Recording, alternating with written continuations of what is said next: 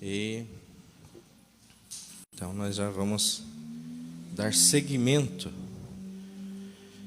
no estudo que nós estamos passando nas terça-feira, né? Quem está acompanhando sabe qual o tema. Nós estamos estudando sobre a igreja de Jesus Cristo. E nós falamos de trazer o estudo hoje sobre os dons. Um assunto muito importante para a igreja. Nós somos pentecostais, irmãos. Então, nós cremos que os dons estão em evidência. Nós cremos que eles fazem parte da vida da igreja. Apesar de que não se busque muito hoje, mas nós cremos e ensinamos que eles estão à disposição da igreja, né? E é preciso a igreja buscar esses dons conforme o apóstolo Paulo vai ensinar.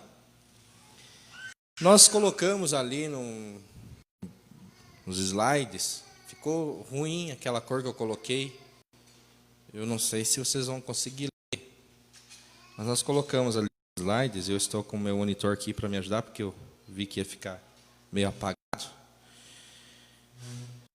Da seguinte maneira: chamados para servir.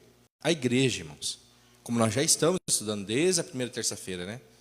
O propósito, a natureza da igreja, nós já falamos muito, vou falar de novo.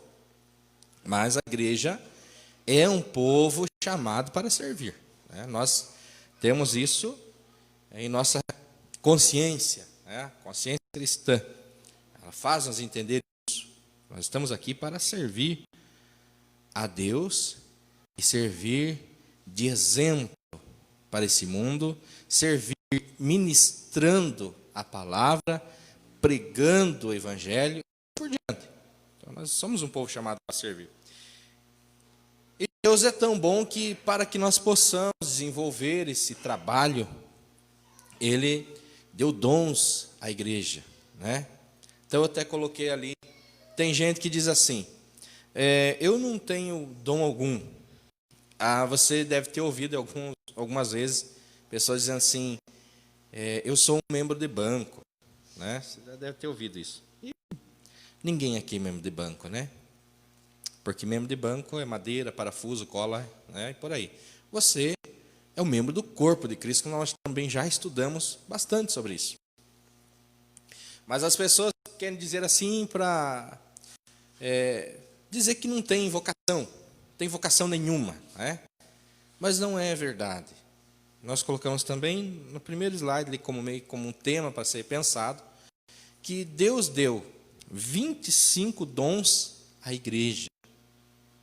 Então, tenha certeza que um dom desses 25 está em você. Quem está acostumado já a estudar a palavra, a estudar sobre dons, vai... Talvez, no momento que se escuta essa colocação de 25 dons, talvez você fique um pouquinho pensativo. Mas no decorrer dos estudos, que eu acho que eu não vou conseguir concluir hoje, você vai observar a relação de dons, né? Dons espirituais, dons ministeriais e dom de socorro. Então, percebam que existe uma divisão, e é comum nos cultos de ensino se falar sobre os 9 dons espirituais.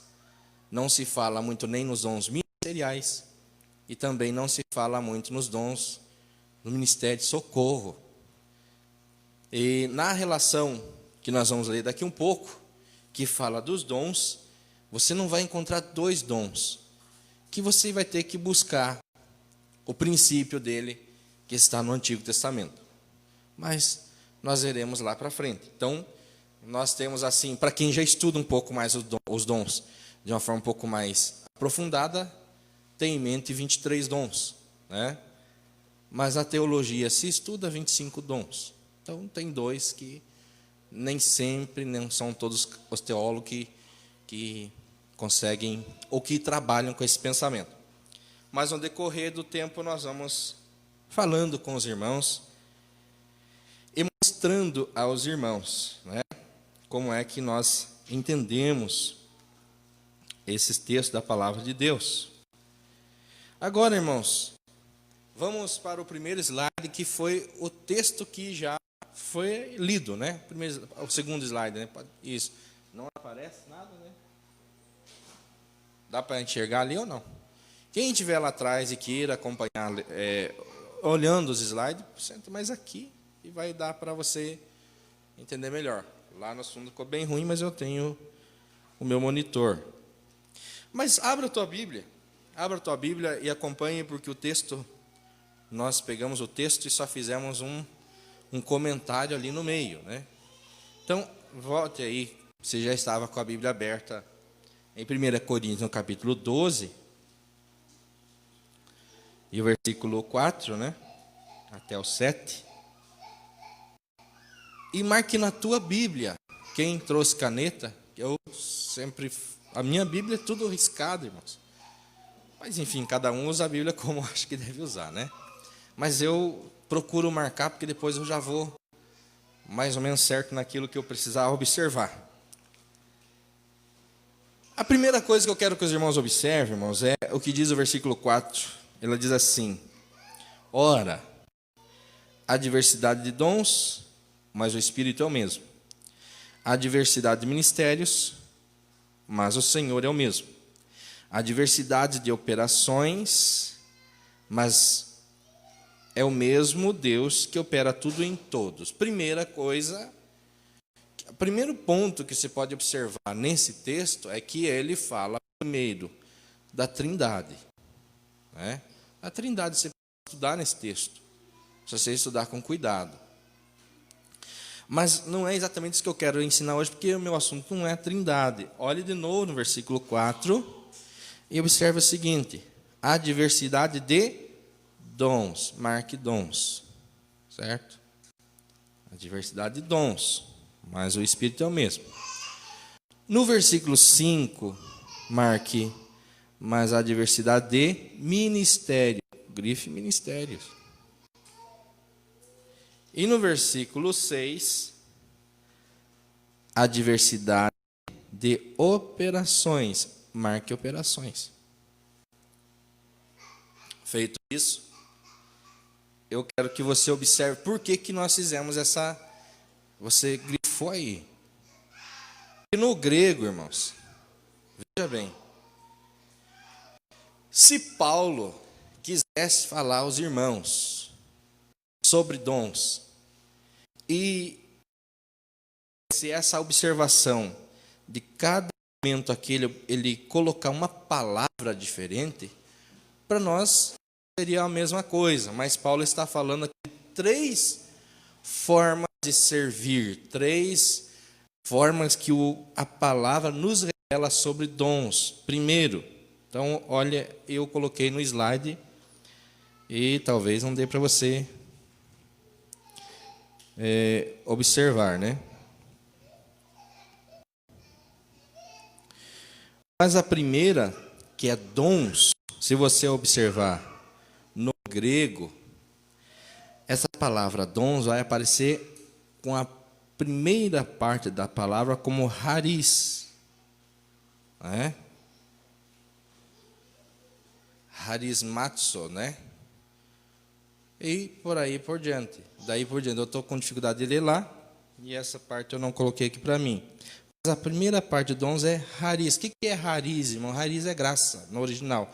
Então, isso quer dizer que são dons da graça. Então, quando você pega o primeiro versículo, você vai ver que Paulo está dizendo assim, que é a diversidade de dons da graça.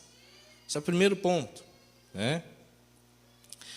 No segundo texto, versículo que nós colocamos, ele fala de ministério, diz assim: há diversidade de ministérios, e vocês grifaram aí. E ministério no grego é diaconia, certo? Então, há diversidade de diaconia. Então, fala de várias formas de servir. Talvez agora não faça muito sentido, vai fazer lá na frente para você. E o terceiro texto, né, que é o próximo versículo, o termo operações, no grego, é energeia, que vem de energia. Então, Veja que Paulo não precisava usar 3 palavras diferentes para falar de dons. Então, se ele usa 3 palavras diferentes, é porque existem níveis e formas diferentes de se servir a Deus e aos irmãos, e obviamente também ao mundo no que diz respeito à missão da igreja, né? Quando digo servir ao mundo, não é que o irmão pode entender que a pessoa pensa servir ao mundo, que a pessoa que está bebendo, fumando. Não, servir ao mundo nesse sentido é servir operando através da missão da igreja, né? Então, são 3 termos diferentes. Então, a primeira lá vai falar dos dons da graça, né? A segunda vai falar de várias formas de servir, a diaconia da igreja. Aí a terceira vai falar da energia, é o poder de Deus, que Deus concede à igreja para, através dele, nós trabalharmos, operarmos. Você vai ver para frente que esses dons também são divididos de 3 formas, né? Um deles é a revelação. Os dons de revelação. Não é o que se entende por revelação lá fora. Os dons de revelação estão a palavra do conhecimento, da sabedoria. Isso é dom de revelação.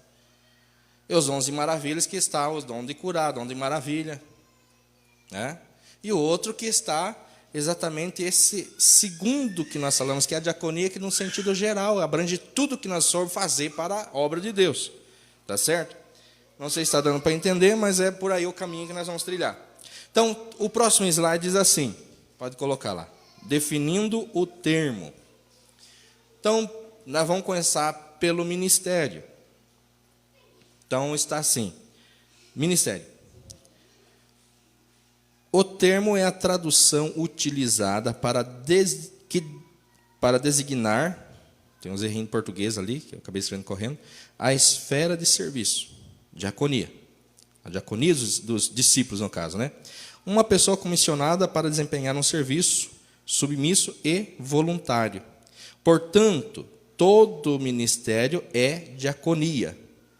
E toda diaconia é serviço. Então, todo ministério, você tenta entender assim, todo ministério é diaconia.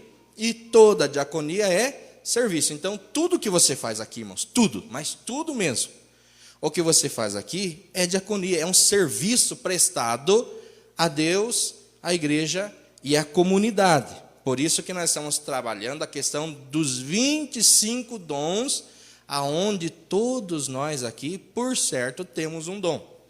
Amém? Você que está aqui ouvindo, dizendo, pastor, não tem vocação para nada. Não, você está enganado. Você tem um dom, sim, e que você precisa conhecer e despertar esse dom que há em você, como Paulo falou a Timóteo. O próximo slide. O próximo slide vai nos falar as 5 listas de dons na Bíblia. E isso eu quero que você leia e nos ajude a ler, se você puder, né? Então, nós vamos ler lá a primeira lista, Romanos 12, 3 a 8. Então, nós estamos definindo o termo, mostrando os textos bíblicos, para depois começar a aprofundar o assunto.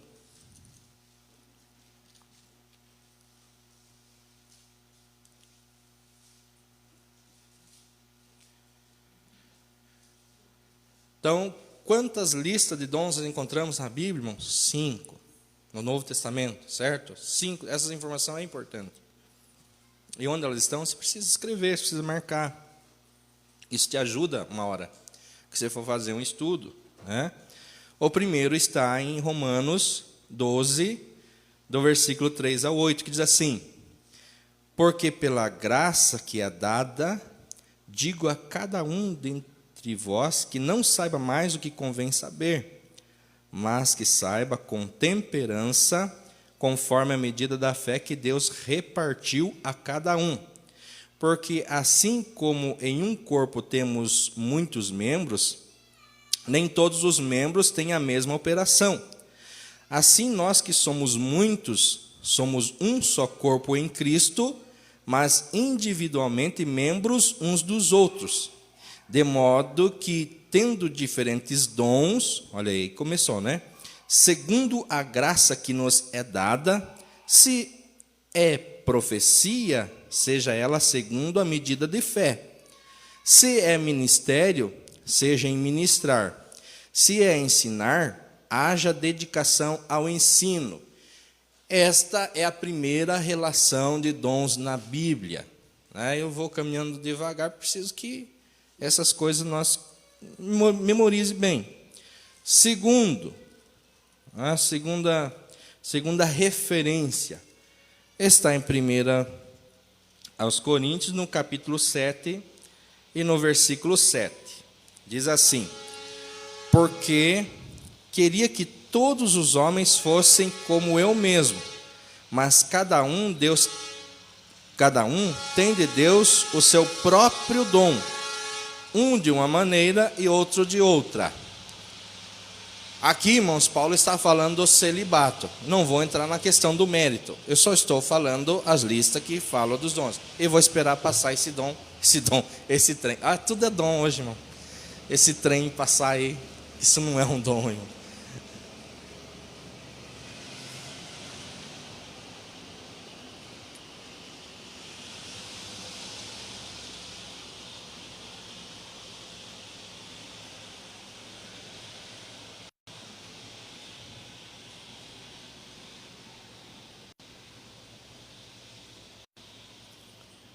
Então, está aí o segundo. A terceira lista, nós lemos parte dela, mas vamos lá para nós ler de novo, porque é assim que a gente vai memorizando, né? Vamos ler de novo e vamos ler a parte que nós não lemos, que teve uma parte que nós não lemos, né? Então, do 4 ao 10. 12, 1 aos Coríntios, 4 até o 10, assim. Ora, há diversidade de dons, que lembra do harismazo, né? No original lá na Bíblia vai estar um pouquinho diferente por causa da declinação do grego. Mas o Espírito é o mesmo. Há diversidade de ministérios, diaconia, né? Todos sabemos já o que é diaconia, serviço. Sou diácono da igreja, é alguém que serve, né? Mas o Senhor é o mesmo. A diversidade de operação, energia, é de onde vem o poder para operar. Nós estamos aqui trabalhando hoje com som, com transmissão, porque temos energia elétrica. Se não tem, não funciona. A igreja, se ela não tem energia espiritual, ela também não funciona. Ela pode existir um CNPJ, com estabelecimento, uma casa própria, melhor dizendo, mas ela não funciona. Então, ela precisa de energia, né? Então, ministérios, mas o Senhor é o mesmo. Operação ali, né? Mas o Senhor é o mesmo, que opera tudo em todos. Mas a manifestação do Espírito é dada a cada um para o que for útil. A manifestação do Espírito é dada a cada um para o que for útil. Perceba que não é para você, é para o que for útil para a igreja. Depois nós vamos chegar lá. Por quê? A um, pelo Espírito, é dada a palavra de sabedoria, a outro, pelo mesmo Espírito, a palavra da ciência, a outro, pelo mesmo Espírito, a fé, e a outro, pelo mesmo Espírito, os dons de curar, e a outro, a operação de maravilha, e a outro, profecia, e a outro, o dom de discernir os espíritos, e a outro, variedades de línguas, e a outro, a interpretação de línguas. Agora, vamos lá, nós temos que ler ainda do 28 até o 31, no mesmo texto, 28 a 31. E uns pôs Deus na igreja, primeiramente, apóstolos, em segundo lugar, profetas, em terceiro lugar, doutores, depois milagres, depois dons de curar, socorros, governos e variedades de línguas. Porventura são todos apóstolos? São todos profetas? São todos doutores? São todos operadores de milagres? Têm todos dons de curar? Falam todos diversas línguas? Interpretam todos? Portanto, procurai com zelo os melhores dons, e eu vos mostrarei um caminho ainda mais excelente. Não quero agora comentar esse texto, mas aqui Paulo está falando da diversidade de dons e do corpo, que são muitos membros, e cada um tem uma função específica. Ele diz assim, nem todo mundo faz a mesma coisa, porque se todo mundo fizer a mesma coisa, não vai funcionar o corpo. E daí ele encerra dizendo que ele vai mostrar um caminho mais sublime, na palavra que eu estou usando aqui agora, que é a fé, a esperança e o amor. Depois vai ser que sobre tudo ainda deve permanecer, o que vai permanecer é o amor, Mas enfim, esse é outro assunto. Vamos em frente. Daí nós temos Efésios 4, 7 a 11, que é o outro texto que nós precisamos ler, que seria então agora a quarta, é isso? A quarta lista, né? Mas a graça foi dada a cada um de nós, segundo a medida do dom de Cristo. Pelo que diz, subindo ao alto, levou cativo o cativeiro e deu dons aos homens. Ora, ele subiu,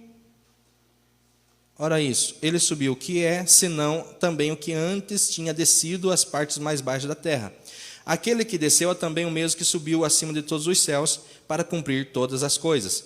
E ele mesmo deu uns para apóstolos, outros para profetas, e outros para evangelistas, e outros para pastores e doutores. Está aí mais o quarto texto, ou a quarta lista, que vai falar dos dons. Pastor, o que você está explicando no momento? Até agora nada, estou falando da lista dos dons, tá certo? Senão vocês não estão entendendo, mas ainda não estamos explicando. Nós estamos falando da lista dos dons. Vamos lá para 1 Pedro. No capítulo 4, e o versículo 10 e 11. 1 Pedro 4, 10 e 11.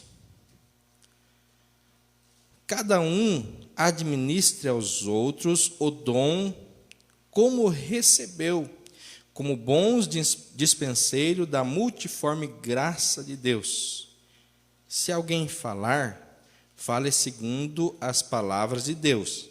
Se alguém administrar, administre segundo o poder que Deus dá, para que em tudo Deus seja glorificado por Jesus Cristo, a quem pertence a glória e o poder para todos sempre. Amém. Ok. O que nós estamos fazendo nesse momento, então, irmãos?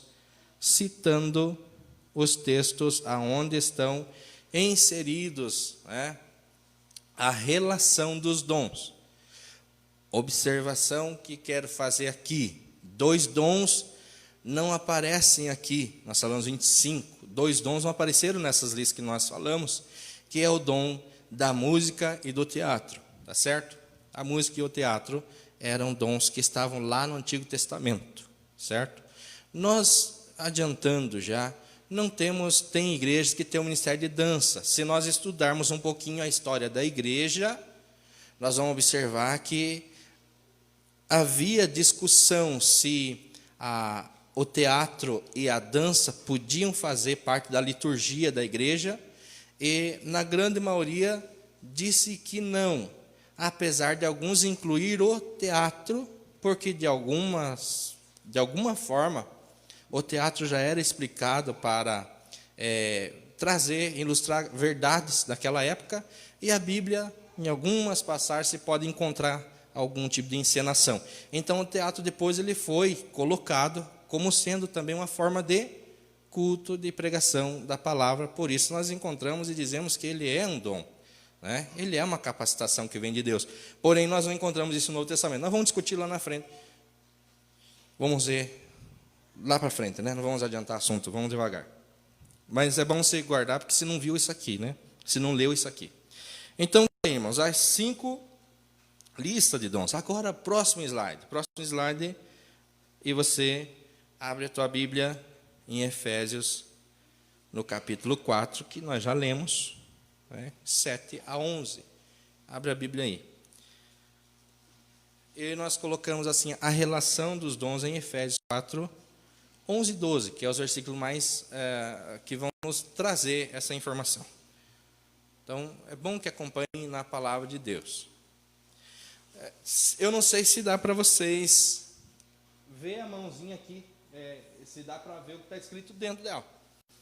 Mas, se você olhar em cada dedo ali, né, cada dedo ali tem um ministério, né, um dom que está ali relacionado em cada dedo.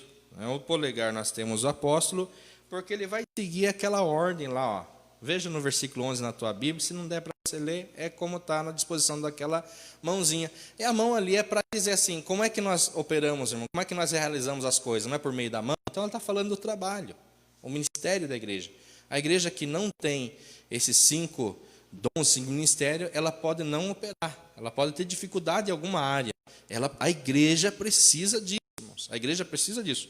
Então, primeiro nós temos ali no versículo 11: ele mesmo deu uns para apóstolos, outros para profetas, outros para evangelistas, outros para pastores e doutores, né?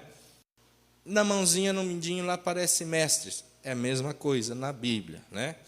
Na Bíblia, às vezes, você não vê mestre nem doutor, você vê ao que é dado ao ensino, pois ao que é dado ao ensino é o mestre, e o mestre é o doutor, né? Então, é só a gente observar o contexto que está trabalhando, certo?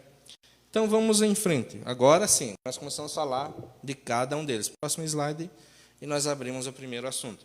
Então, agora nós começamos a explicar o que nós estávamos mostrando até agora de uma forma geral e panorâmica.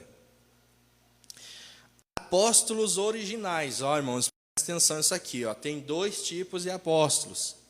Então, apóstolos originais e apóstolos extensivos. E tem uma diferença nos dois. Que bom que você está conseguindo aumentar lá. Isso. Desculpa que só tem erro ali, irmão. Mas é em registro, tá? Tá errado lá. Né? Em sentido restrito, eu quis colocar ali. Tá? Só RTR, tá errado lá.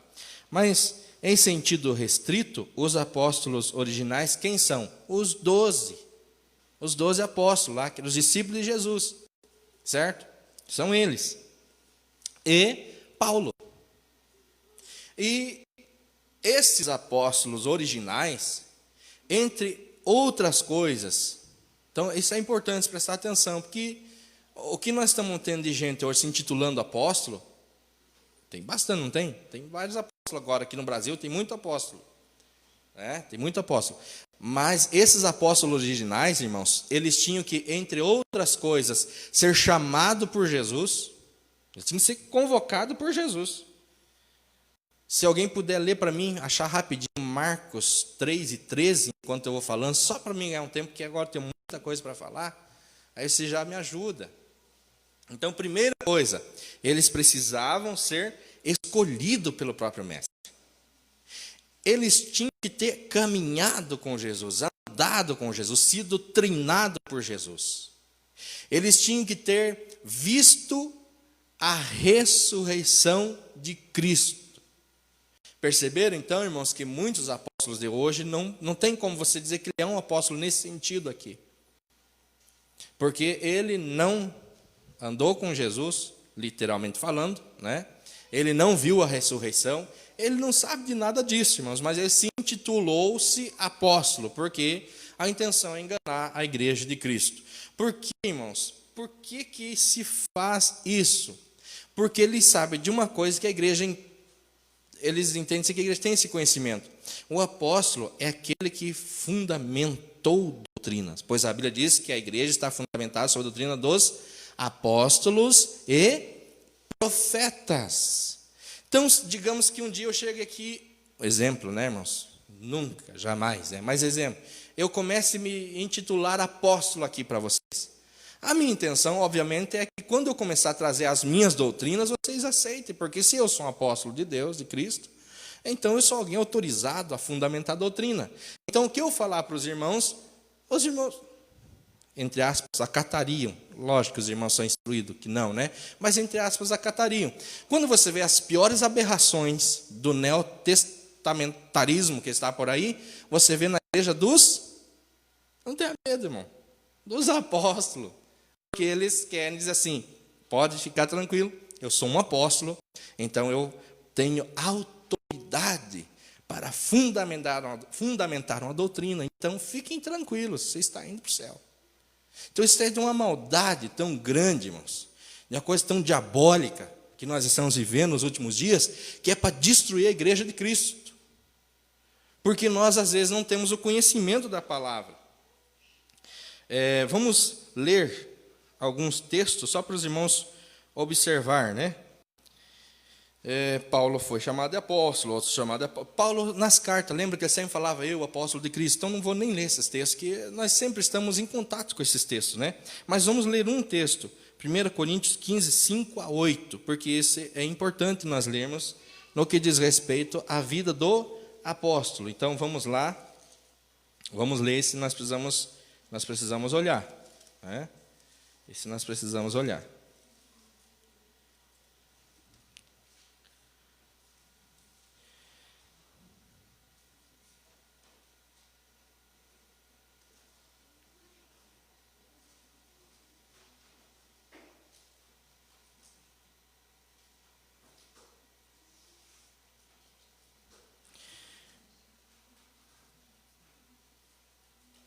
Acharam, irmãos? Encontraram? Amém? Depois foi visto uma vez por mais de 500 irmãos, dos quais vive ainda a maior parte. Mas alguns já dormem também. Depois foi visto por Tiago, depois por todos os apóstolos, e por derradeiro de todos me apareceu também a mim como um abortivo.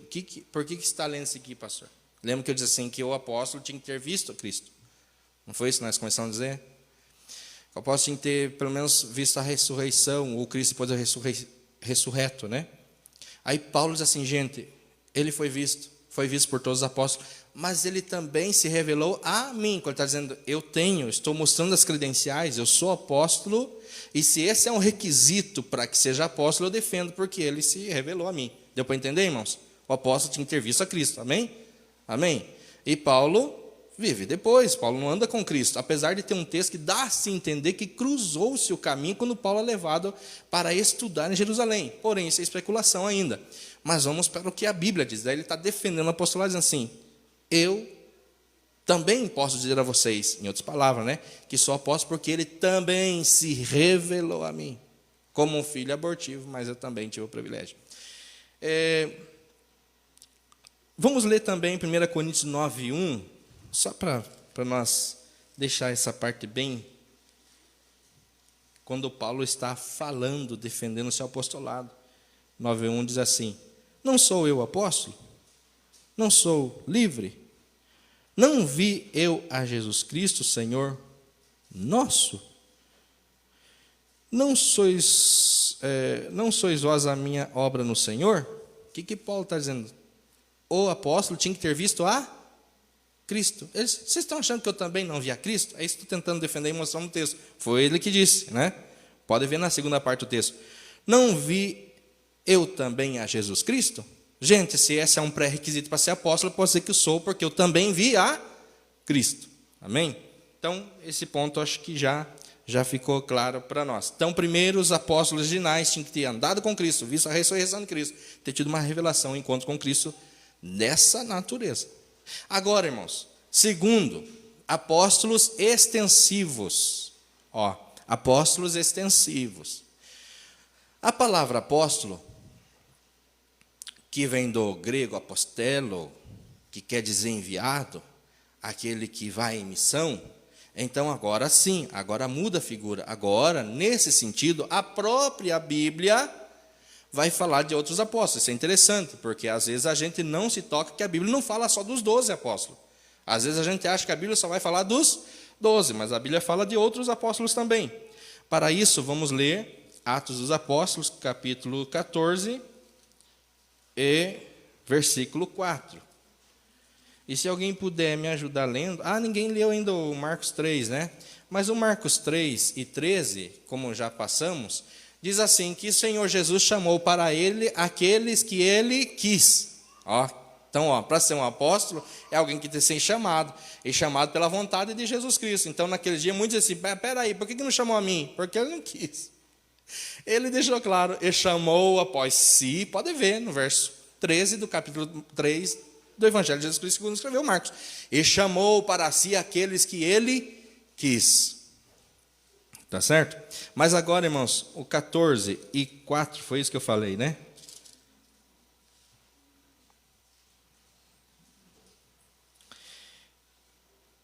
14:4 diz assim: e dividiu-se a multidão da cidade, uns pelos judeus e outros pelos apóstolos. Esse já não está falando dos 12, certo? Pelos apóstolos. Vamos em frente.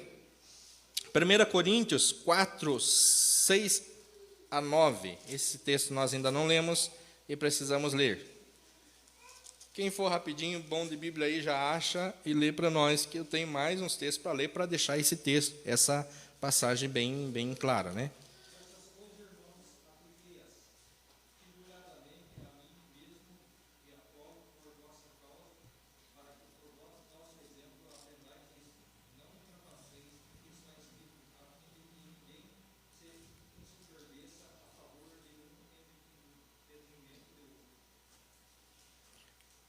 Até o 9? Você parou no qual texto? Até o 9.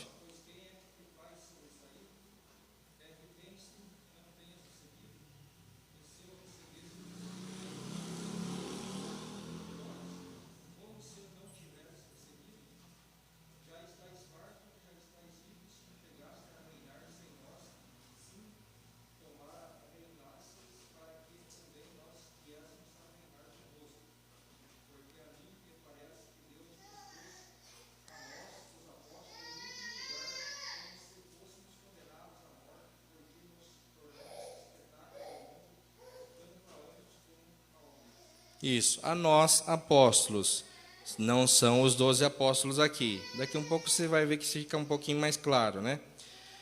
Atos 14 e 14, também, se alguém puder ler para nós já estávamos em Atos, né? 14 e 4, nós lemos, agora vamos ler 14 e 14.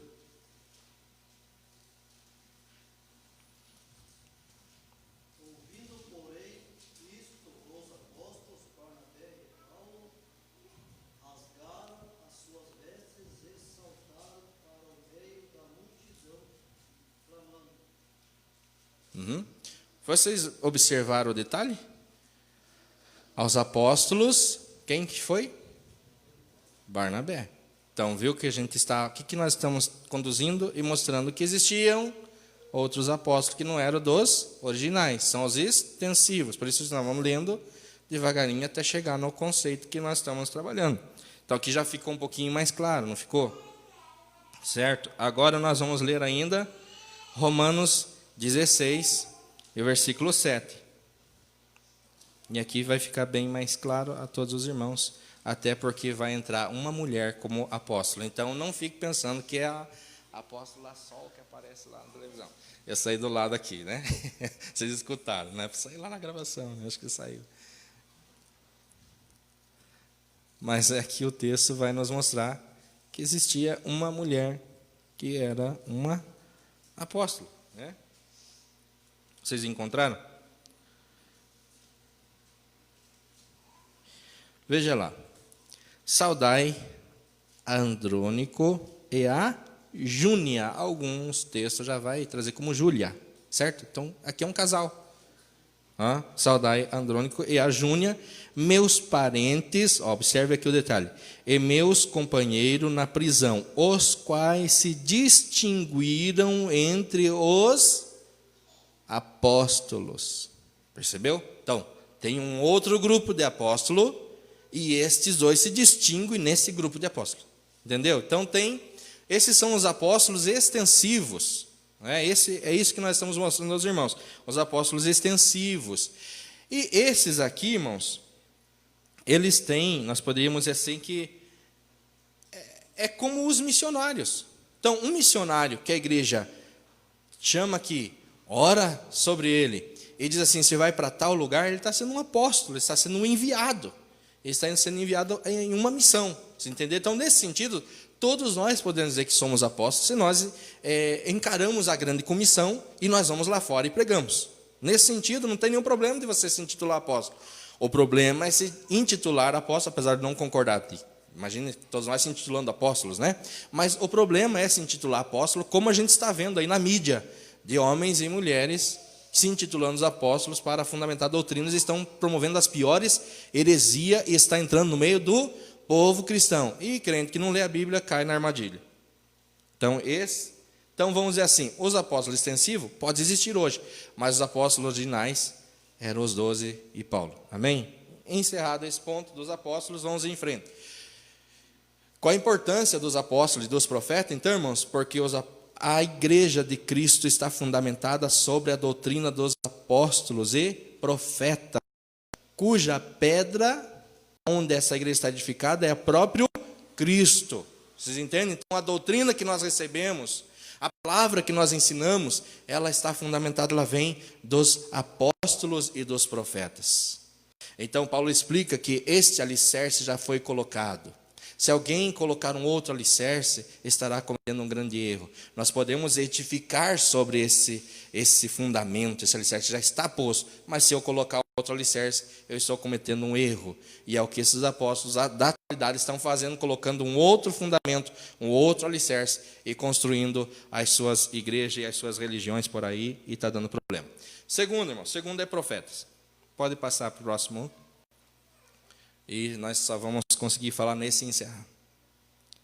Irmãos, aqui volte lá a tua Bíblia no capítulo 12 agora, de 1 aos Coríntios.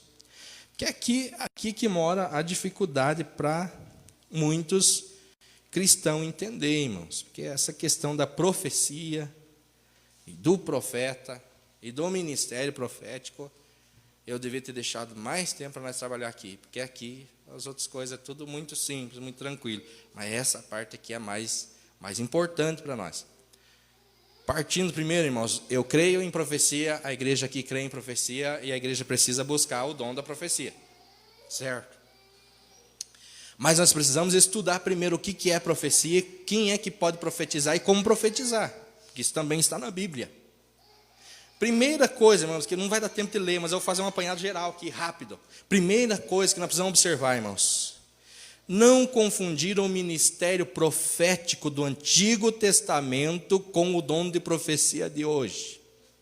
Não confunda e não, no meu entender, viu, irmãos? No meu entender, não confunda com a relação de ministério que Cristo, através do Paulo, propõe aqui, que é um ministério para a igreja.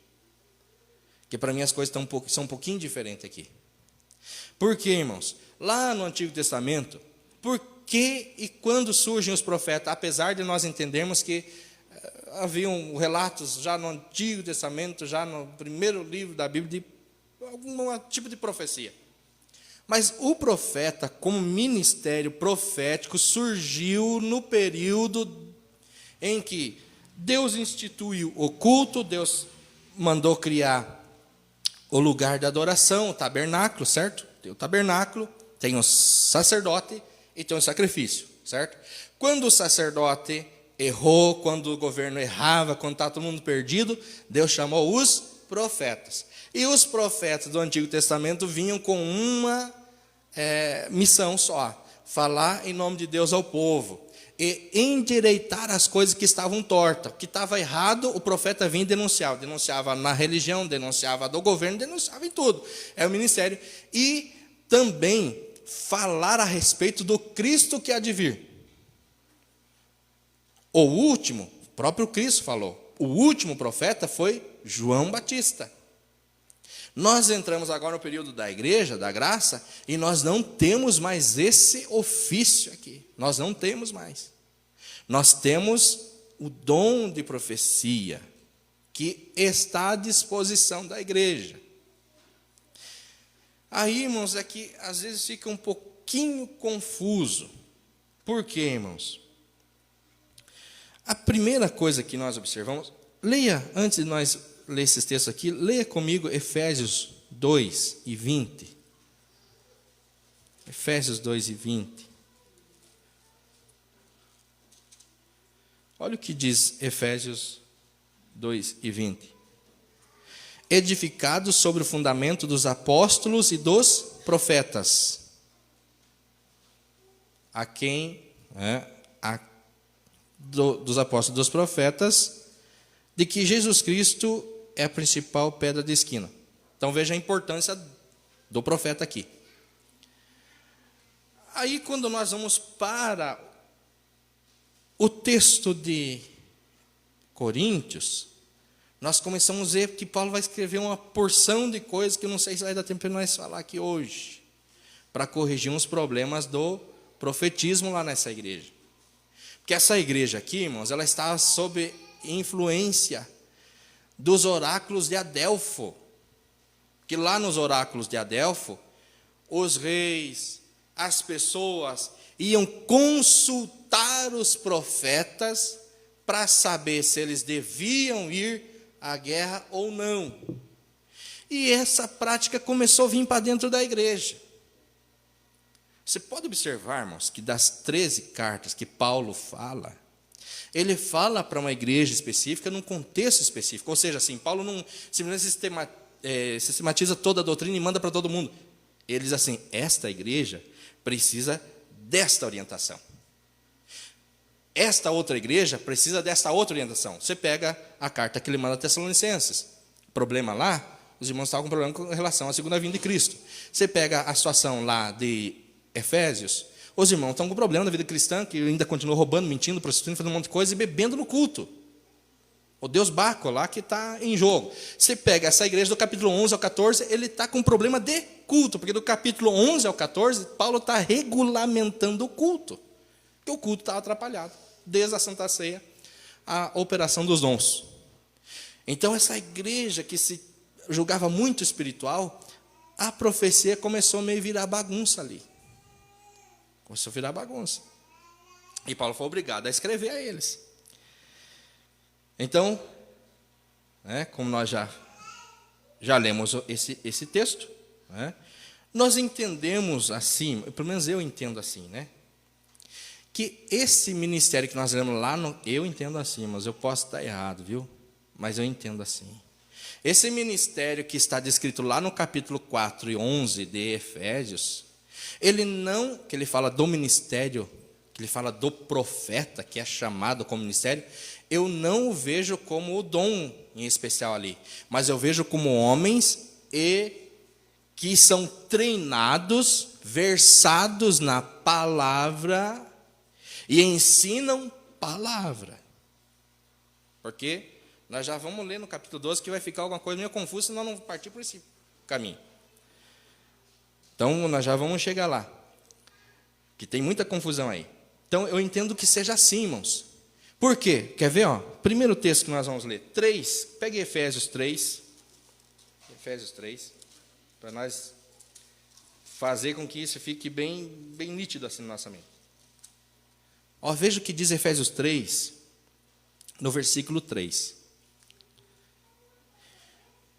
Como me foi este mistério manifestado pela revelação, como acima há pouco vos escrevi, pelo que quando ledes,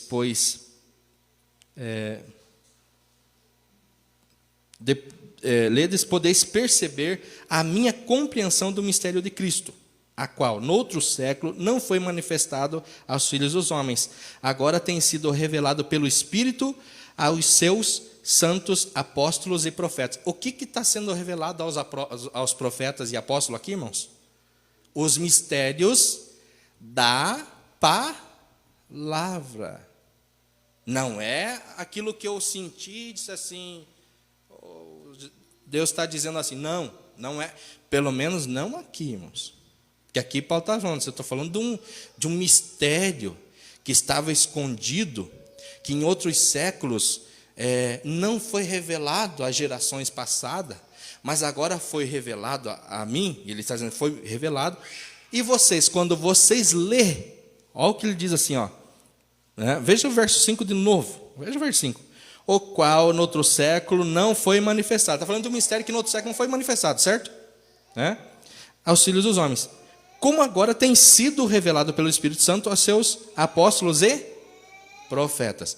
Observou aqui, irmãos, que essa revelação da profecia aqui, não é a profecia que eu vou e me dirijo ao meu irmão ali, dizendo, Deus está dizendo isso a teu respeito ou aquilo. Não é isso. Aqui não é, irmãos. Aqui não é. Aqui não é porque esta profecia precisa ensinar palavra. Essa profecia precisa desvendar mistério da palavra, não ministério de um indivíduo. Está entendendo? É diferente. Eu posso aqui vir desvendar mistério de um indivíduo, Mas aqui a Bíblia está desvendando o mistério da palavra. Então, essa era a função do profeta. Você pode ver que Paulo vai dizer assim, irmãos, no capítulo, acho que é o 12, o 14. Capítulo 14, e versículo 3, de primeira carta aos Coríntios. Veja aí, nós estamos no mesmo conceito. Nós estamos falando de profecia relacionada a esclarecimentos de mistério da palavra. Guarde isso, irmãos. Depois nós vamos chegar na questão do dom que Deus pode usar para falar com um de nós. Mas agora não, né? Aqui nós vamos, no passo a passo, observando a palavra. Mas o que profetiza, fala aos homens para edificar, exortar e consolar. Irmãos, edificação, exortação e consolação são atributos da palavra. Viu, irmãos? Não é atributo do que entende o profeta César, do que eu acho. Não é. Aqui é atributos da palavra. Veja ainda o verso 31 do mesmo capítulo. Estamos ainda dentro do mesmo conceito, irmãos. Olha o que ele diz. Porque todos podereis profetizar, uns depois dos outros, para que todos aprendam, irmão.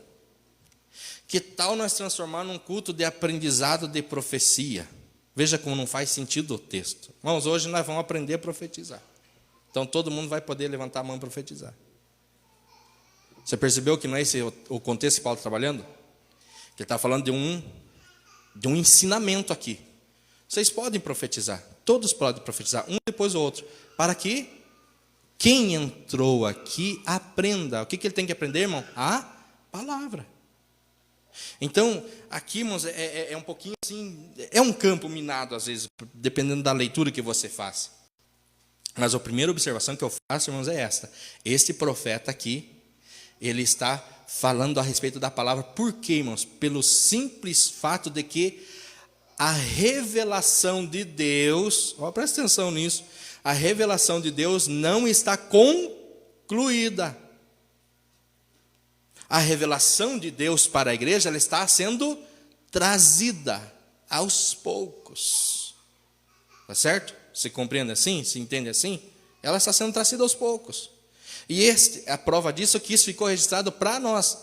Mas a partir da canonização, não há necessidade mais de que alguém traga alguma revelação nesse aspecto, porque aqui já foi fechado. Então, aí que está, irmãos, toda a profecia, ela não é mais, ela não pode ser preditiva mais. Ela não pode ter esse conceito de prever mais as coisas nesse aspecto aqui. Da palavra, não. Mas, pastor, mas Deus já falou comigo em profecia, é outra coisa. Então, dentro disso, irmão, é o meu pensamento aqui, porque senão não fecha as coisas.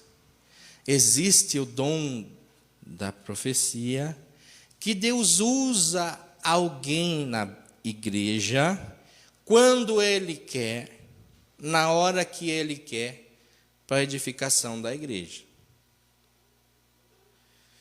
Porque, irmãos, se não for assim, irmãos, veja, se todo mundo quiser profetizar o que bem entender, a Bíblia diz que é para nós. Veja o que diz o versículo 29 aí, volta no capítulo 14, novo, veja o 29.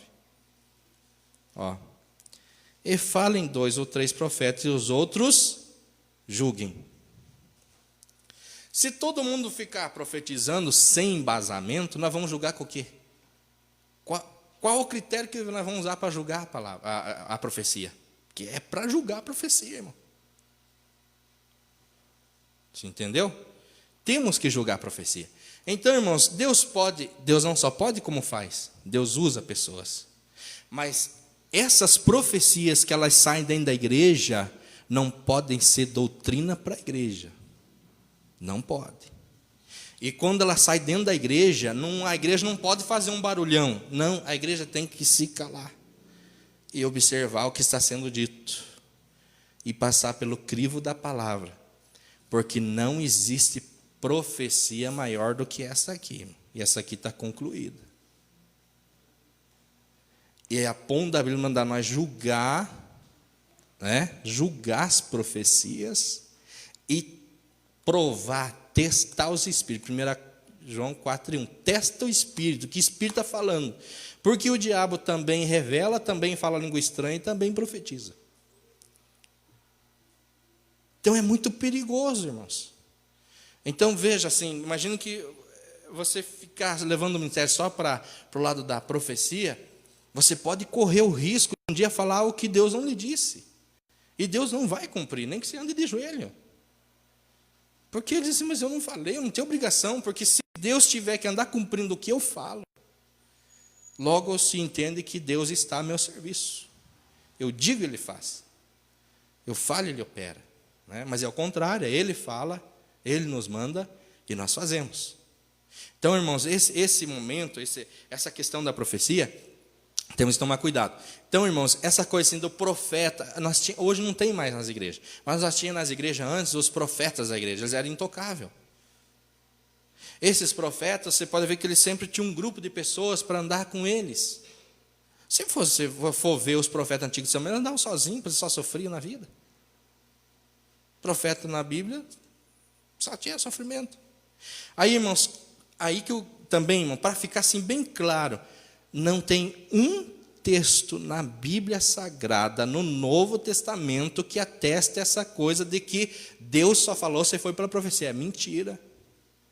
E não tem um texto no Novo Testamento que alguém foi pedir uma direção para um profeta, né, para tentar conduzir a igreja de Cristo. A igreja não. E você só tem duas passagens do exercício profético no Novo Testamento. Esse pode colocar Paulo também, no momento, mas ainda assim é um pouquinho forçado. Quais são, pastor? Presta atenção, no Novo Testamento e na história da igreja não tem relato de que alguém sai levantando a mão e profetizando a Deus dará. No Novo Testamento só tem a passagem quando, não falha a minha memória, Atos 11, quando o profeta Ágabo profetizou a fome que estava vindo sobre a terra, e de novo ele aparece no capítulo, acho que 22 ou 22, profetizando a respeito do que Paulo iria enfrentar em Jerusalém. E se você quiser colocar mais uma passagem um pouquinho forçadinho, só para dizer assim que tem, 27 de Atos, que é quando Paulo diz assim, olha gente, não fiquem preocupados que essa noite o anjo do Senhor esteve comigo e disse que ninguém vai perecer. Mas nem podemos dizer que foi uma profecia. Então temos que tomar cuidado, irmãos. Temos que tomar cuidado. Eu conheço pessoas que estão sofrendo hoje porque acreditaram numa profecia que Deus não falou. Porque tudo que é de Deus se cumpre. Quando Deus fala, acontece. Eu vejo pessoas sofrendo, estão debaixo de uma profecia do homem. Mas pastor, uma profecia do homem não tem poder. Tem, sabe por quê? Que a profecia, em primeiro lugar, que ela trabalha na tua mente. Então, se ela não for de Deus, ela vai te levar a crenças limitantes, do tipo assim, não faça tal coisa, quando é para fazer, eu vou te abençoar se fizer. Mas o profeta falou que não. Para com isso. Cuidado com isso. Vai para cá, vai para lá. Cuidado com isso. Eu fiquei sabendo que alguém encomendou profecias aqui. É triste, irmãos. É triste, né? Você encomendando profecia, irmãos. Isso é triste. Por que eu acho triste, irmão? Porque veja bem, irmãos. Por que se você pregar a palavra, Deus não está falando? Se essa aqui é a palavra de Deus, as pessoas têm aquela coisa só de dizer assim, que Deus falou, se foi na profecia. Você pode ver que a emoção só vem se eis que falo contigo, meu servo, mas eis que Deus está falando contigo todo dia. Abra a Bíblia. Deus fala com você através da palavra. Nós vamos também falar depois, na outra terça, do dom de língua estranha. Então, para concluir, irmãos, para que os irmãos também não fiquem pensando assim, o pastor não acredita? Não, pelo contrário, eu acredito. Só que nós estamos tentando mostrar aqui é o que Paulo mostrou para a igreja. Gente, ele faz, mas toma cuidado. Ele opera, mas tem a norma como usar. Por quê, irmãos? Dons, presta atenção nisso, dons não são troféu. Então, quem Por que essa igreja buscava mais o dom de língua? Porque eles se entendiam espiritual. Um pastor que não fala em língua no púlpito, ele é carnal hoje, na visão. Tem que pular, tem que revelar e tem que falar língua estranha. Eu não estou dizendo que ele não tem que fazer, só estou dizendo que o conceito está errado. A igreja não deve medir por aí, irmãos. É espiritual se fala muita língua estranha? Não é isso que a Bíblia ensina. Eu não estou dizendo que isso esteja errado, mas a Bíblia não ensina isso, irmãos. Nós precisamos andar pela palavra. É o nosso dever andar por aqui, né? Também não estou dizendo que o pastor não tem que falar. Eu não estou dizendo nem lá nem cá. Estou dizendo que não vamos julgar, porque nos falaram assim um dia. Eu também já entendi muita coisa errada. E provavelmente ainda sei muita coisa errada ainda hoje. A grande que eu tento ir me ajeitando, e aprendendo e mudando. Porque não adianta, não está errado, está errado, né? Então, irmãos, para concluir. Existe? Existe. Quando Deus quer, e é para a edificação da igreja. Porque, como eu já disse, às vezes a pessoa está tudo errada lá, e você não sabe, irmão, mas você é tomado por um sentimento aqui. E a pessoa está chorando, mas ela não está chorando porque ela precisa de Deus, ela precisa se arrepender dos pecados. E eu vou dar uma profetada para ela, irmão, dizendo assim, Deus está contigo. E ela está no pecado. O que ela vai fazer, irmão? Ah, dá no pecado. Deus está comigo. Show de bola. Tá tranquilo. Eu estou na vida atrapalhar, mas Deus está dizendo que está comigo se Ele falou que está. Porque se a Bíblia falar que Deus não está, mas o profeta falar que está, ué. Esse é o problema. Conversando como viu esses dias sobre um acontecimento. É assim, irmãos. Então não podemos. Palavra de Deus. Por que Deus fala? Por que Deus fala por meio da profecia, irmãos? Aquilo que nós não conhecemos. Agora, sabe por quê, irmãos, que você pode pegar aqui, pregar e dizer que é a profecia? Porque o que você precisa, o que você está passando, está tudo escrito aqui. E um pregador que ora e estuda a palavra, prega uma profecia para você, viu? Na hora. Ele não precisa dizer isso que Deus fala, porque é só abrir que está falando. É que o eis que Deus fala dá status para mim. Daí você sai feliz. Mas não precisa disso, irmão. Tudo que você precisa já está aqui. E um pregador que ora e lê a Bíblia, não precisa de nenhum mais outro artifício. Salvo se Deus quiser fazer. Se Ele quiser me tomar a profecia, se Ele quiser tomar a profecia, a igreja é dele e você é dele. Amém? Então, irmãos, vamos orar, vamos encerrar esse culto de ensino aqui hoje. Depois nós continuaremos os outros dons. Só para recapitular, os dons estão em evidência? Estão. Nós somos pentecostal? Estamos. Precisamos buscar os dons? Precisamos. Mas precisamos usá-los com temor. Eu disse há pouco, encerro com essa frase. Os dons não são troféu para me exibir na minha sala. Os dons são ferramentas, viu? Dom é ferramenta. Só que ninguém pode usar uma ferramenta sem primeiro aprender a manusear. Quem não sabe manusear uma ferramenta se corta. Os irmãos que trabalham com diversas ferramentas perigosas. Imagina lá o irmão Everson, não sabe ele mexer lá com aquele negócio de cortar carne, vai cortar os dedos, né? O irmão Tivir, vocês são as ferramentas. Nós temos ferramentas, são os dons. Porém, se nós não souber usar, nós nos ferimos a outras pessoas. Quantas pessoas estão fora da igreja por causa de uma falsa profecia? E a pessoa sai, não acontece, ela sai culpando quem? Hoje alguém mandou uma mensagem, pastor, fulano, meu amigo, mora em tal lugar, saiu da igreja, está com raiva de Deus, porque falaram para ele que ia acontecer tal coisa, não aconteceu. Olha quem que fica mal na história. Um Deus que não faz, mas Deus eu não falei. Né? Amém? Fiquemos em pé.